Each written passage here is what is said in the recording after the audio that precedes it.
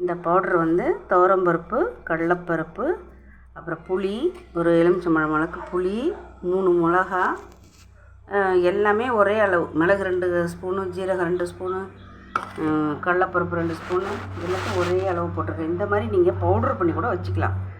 வச்சுக்கிட்டு ஒரு டப்பாவில் வச்சுக்கிட்டிங்கன்னா அப்பப்போ குழம்பு வெறும் இந்த மாதிரி தேங்காய், கருவேப்பிலையை அரைச்சிட்டு பூண்டை உரித்து நல்லா எண்ணெயில் வதக்கிட்டு அப்புறம் தனியாக வெங்காயம், தக்காளி எல்லாமே நீங்கள் வதக்கி அரைச்சாலும் சரி, அப்படியே வச்சாலும் சரி, நல்லா மருந்து குழம்பு மாதிரி செம்ம டேஸ்ட்டாக இருக்கும்.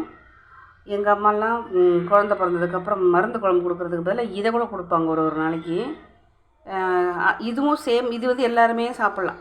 அதனால் இது மாதிரி அடிக்கடி செய்வாங்க. இந்த பவுடரை நீங்கள் ரெடி பண்ணி வச்சுக்கிட்டிங்கன்னா இதில் இன்னும் நிறைய புளி சேர்த்து கூட நீங்கள் வச்சுக்கலாம். புளி வறுத்துட்டு அரைச்சிங்கன்னா அந்த பவுடரோட நல்லா மிக்ஸ் ஆகிட்டு நல்லா ஆகிடுது.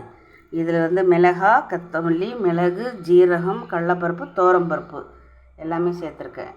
இப்படி ஒரு பொடி ரெடி பண்ணி இந்த குழம்பு நீங்கள் செய்யலாம். எப்பவும் தாளிக்கிற மாதிரி தாளிச்சிட்டு இந்த பவுடரை சேர்த்துக்க வேண்டியது தான். இந்த பவுடரை போட்டு தண்ணியாக தேங்காயெல்லாம் அரைக்கும் போது அதோடு சேர்த்து இந்த பவுடரை அரைச்சி குழம்பு வச்சுக்கலாம். ரொம்பவே டேஸ்ட்டாக இருக்கும். பிடிச்சிருந்தா லைக் பண்ணுங்கள்.